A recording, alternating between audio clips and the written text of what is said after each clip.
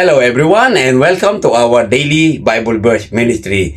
And today's Bible verse is taken from the book of John chapter 15 verse 16 and 17. You did not choose me, but I chose you and appointed you so that you might go and bear fruit, fruit that will last, and so that whatever you ask in my name, the Father will give you. This is my command, love one another. And in Tagalog, hindi kayo ang pumili sa akin, ako ang pumili sa inyo. Hinirang ko kayo upang kayo'y humayo at magbunga at manatili ang inyong bunga. Sa gayon, ang anumang hingin ninyo sa Ama, sa aking pangalan, ay ibibigay sa inyo. Ito nga ang utos ko sa inyo, magmahalan kayo.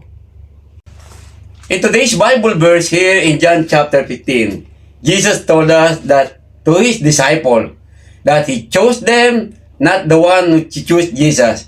Why our Lord and Savior Jesus chose them? Because Jesus want to appoint them to feast the men or seek the lost. In our time today, Jesus chose us as His disciple. We are the disciple of Jesus, our Lord and Savior. That's why we are appointed. And our appointment is to win the lost soul, to teach them and to show them the love that we have. That's why Jesus told us that we must love one another. And loving one another must be shown to all other people that they did not know Jesus. So this is our work. Kaya po sa umagang ito po, ang tinuro sa atin ng Panginoong Yesus, tayo ay pinili. Hindi tayo ang pumili sa Panginoon. Bakit tayo pinili ng Panginoon? Upang tayo ang maghatid ng balita.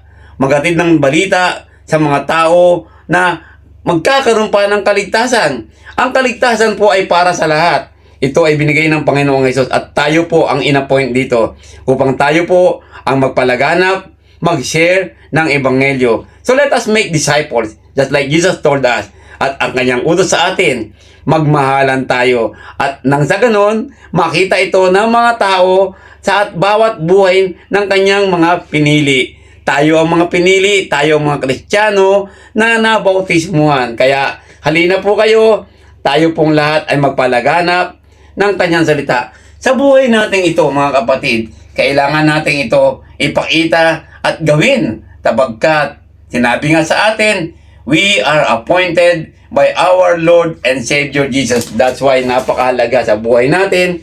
Sa araw na ito, maalala ang Bible verse na ito na tayong lahat ay disipulo ng Panginoon Diyos. Kaya, let us make disciples. Sa araw nito, kami po ay nagpapasalamat sa Panginoon Diyos. Tayo pong lahat ay magpuri sa Kanya. Magandang umaga po sa inyong lahat and please do not forget po to subscribe on our YouTube channel and share our Bible verse today.